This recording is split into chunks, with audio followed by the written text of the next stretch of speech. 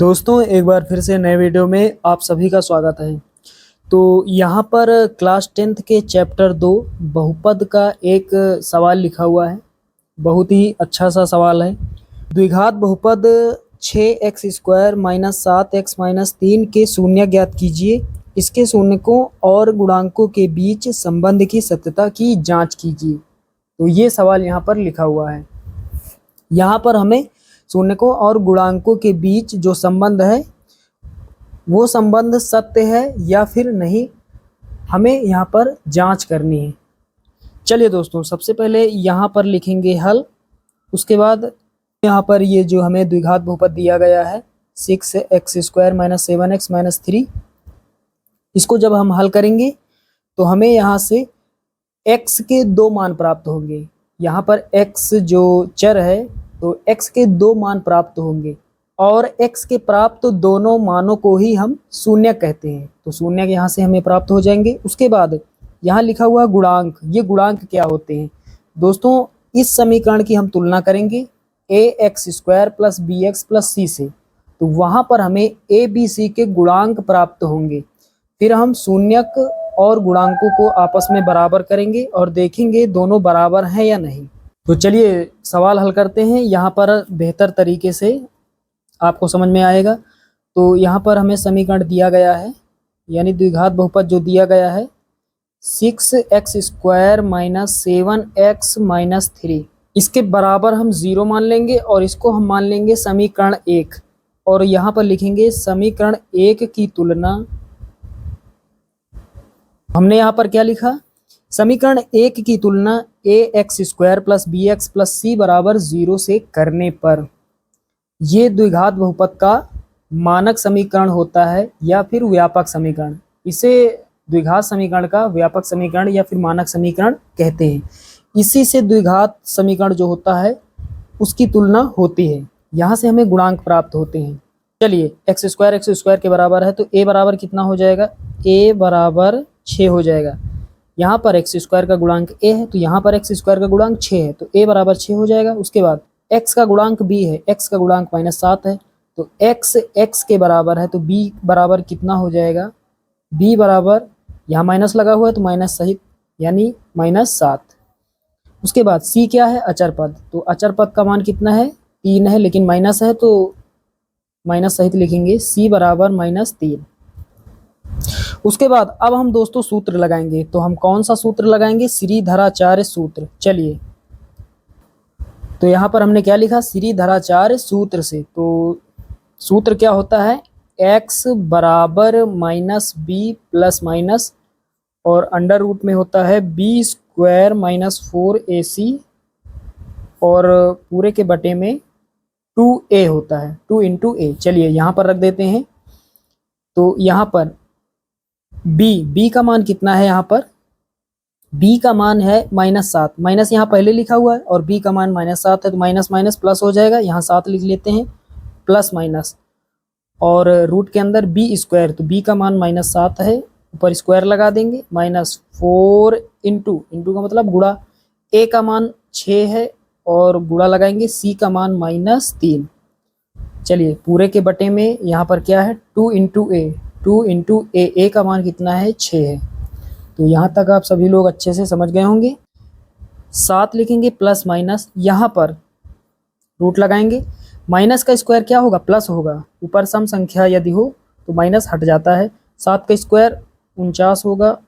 अब यहाँ पर माइनस गुणा माइनस, कोई एक गुणा ले लेते हैं। यहाँ पर माइनस गुणा माइनस प्लस हो जाएगा और 4 का पहाड़ा 6 बार तो 4 × 24 और 24 × 72 हो जाएगा।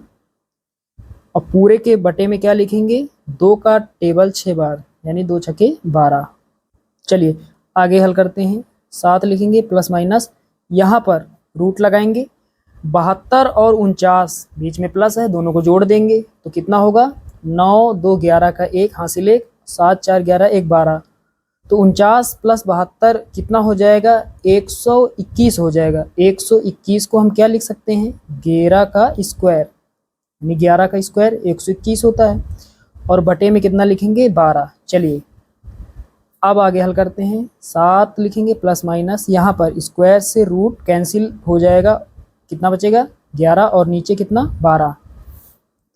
अब यहाँ पर क्या करते हैं, यहाँ पर प्लस माइनस लगा हुआ है तो एक बार प्लस चिन्ह ले लेते हैं और एक बार माइनस चिन्ह। यहाँ हम x के इक्वल चल रहे थे तो यहाँ पर लिखेंगे प्लस चिन्ह लेने पर और यहाँ लिखेंगे माइनस चिन्ह लेने पर।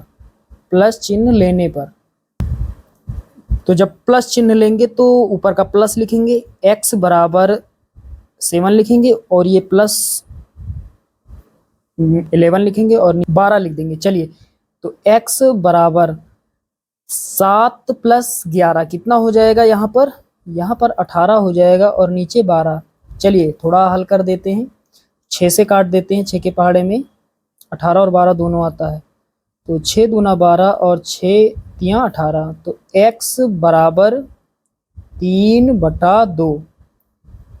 ये एक शून्य का मान हमें प्राप्त हो गया। चलिए जब माइनस लेंगे तो क्या हो जाएगा, x बराबर यहाँ पर 7 लिखेंगे और नीचे का माइनस और 11 और बटे में 12।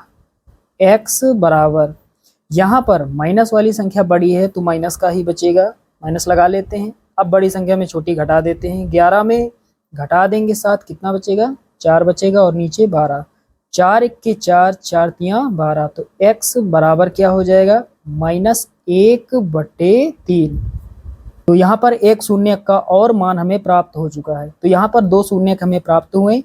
पहला शून्य यहाँ पर प्राप्त हुआ जिसका मान 3/2 और दूसरा शून्य जो हमें प्राप्त हुआ इसका मान कितना आया -1/3। यहाँ पर अब सवाल पढ़ते हैं। यहाँ लिखा हुआ है द्विघात बहुपद 6x² - 7x - 3 के शून्य ज्ञात कीजिए। तो शून्य हमने ज्ञात कर लिए हैं, 2 शून्य हमें प्राप्त हो गए यहाँ पर। उसके बाद आगे यहाँ है सवाल में इसके शून्यकों और गुणांकों के बीच संबंध की सत्यता की जांच कीजिए। तो दोस्तों यहाँ पर एक बार हम शून्यकों का योगफल करेंगे और एक बार हम शून्यकों का गुणनफल करेंगे। तो शून्यकों का योगफल क्या होता है, यहाँ लिख देंगे शून्यकों का योगफल बराबर -b/a। ये फार्मूला होता है, अल्फा प्लस बीटा भी मान के लिख सकते हैं।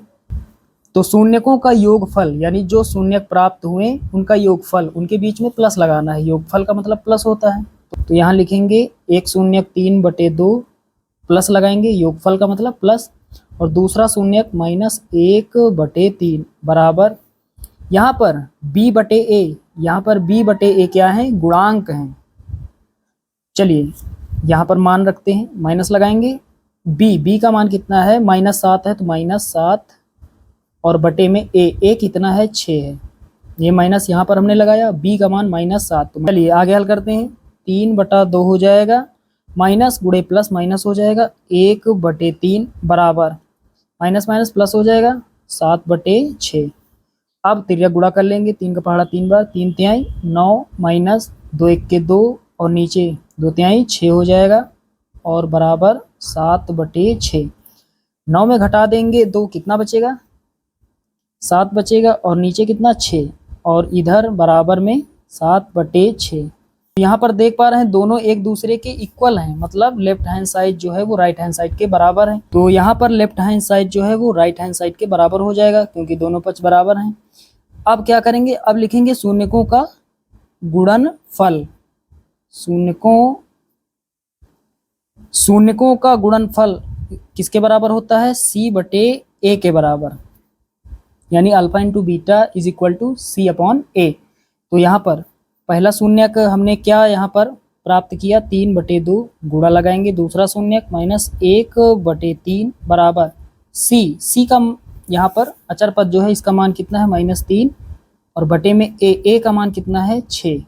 तो यहाँ पर सारे मान हमने लिख दिए हैं। नीचे 3 ऊपर 3 कैंसिल हो जाएगा, ऊपर माइनस का 1 और नीचे 2। यहाँ पर 3 1 के 3 और 3 दूना 6, तो माइनस लगाएंगे ये और 1/2, तो -1/2 बराबर -1/2, यानी यहाँ पर भी ये दोनों बराबर हैं। इसका मतलब जो है शून्यकों और गुणांकों के बीच जो संबंध है वो सत्य है। तो यहाँ नीचे लिख देंगे